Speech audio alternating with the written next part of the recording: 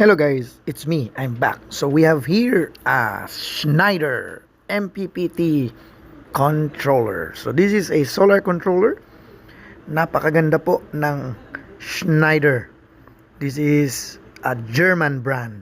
Sa mga gustong magkaroon ng video na gamit ang MPPT controller na ito, please comment down below para gagawa po tayo ng mas mahaba at komprehensibong video gamit ang MPPT Schneider Solar Charge Controller na ito. Ang basic parameters nito ay 60 amperes at 150 volts PV input voltage. Sa panahon ngayon na halos lahat ay made in China na ang nabibili nating mga solarista, ito po ay isang napakagandang controller para sa collection mo. So ayan na po ang ating Schneider Solar Charge Controller.